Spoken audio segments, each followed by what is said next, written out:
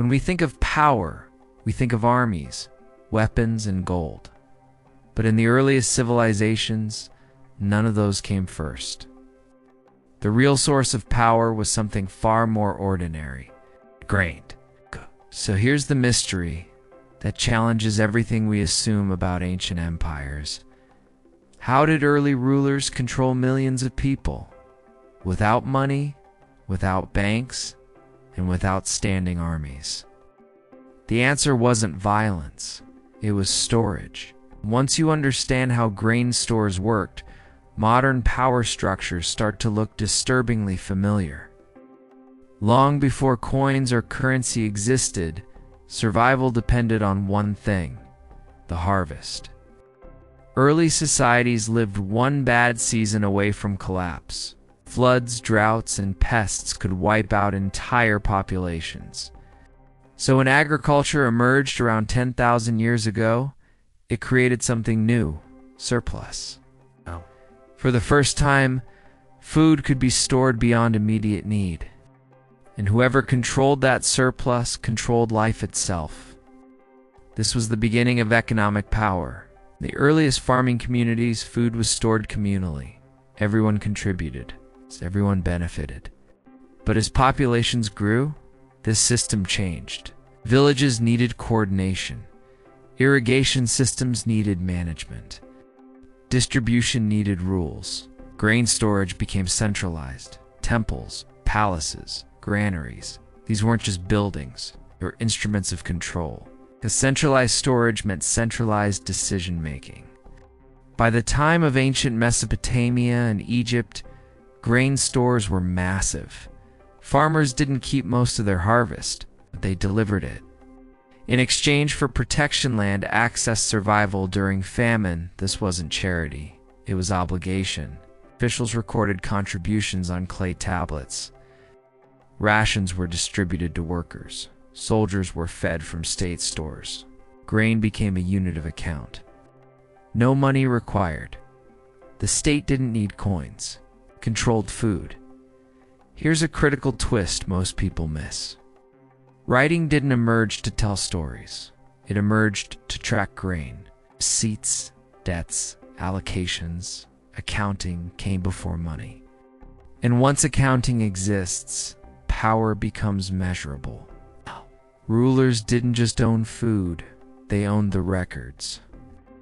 Over time, grain control reshaped society. Farmers lost autonomy. Labor became specialized. Populations depended on rations. This worked during stability. But nature is unpredictable. Droughts, floods, failed harvests. When stores ran low, those at the bottom suffered first. And when obligations couldn't be met, debt followed. Grain debts turned into labor debts. Families became bound to temples or palaces. The system that created stability also created fragility. History records what happened next. Food shortages led to revolts, workers fled, cities collapsed. Some rulers responded with force, others tried a different approach: debt forgiveness, ration redistribution, emergency grain releases. These weren't acts of kindness, they were survival strategies.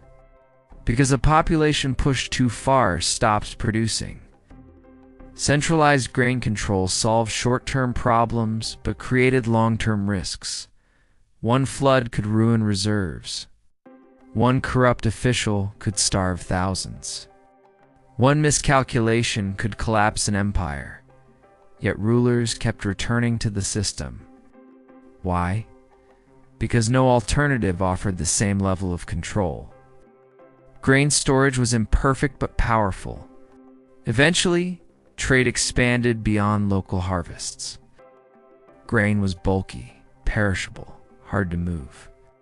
So societies invented substitutes: silver coins, currency.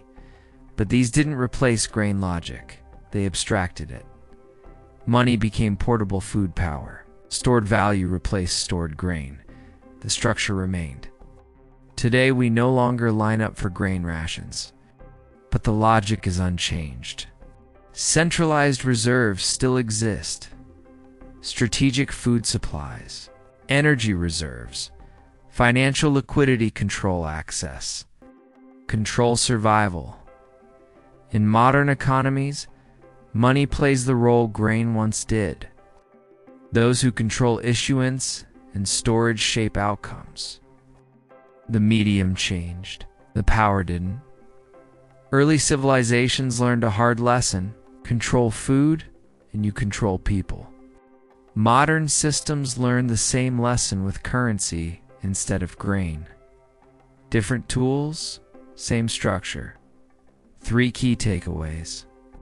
First, grain storage was the first financial system. It created hierarchy before money existed. Second, accounting and obligation came before currency. Power was recorded long before it was minted. Third, modern financial control is an evolution, at a departure from ancient food systems. The most dangerous systems don't look violent, they look necessary. Grain stores fed cities but also bound them. Today's systems feel different. But the logic hasn't changed.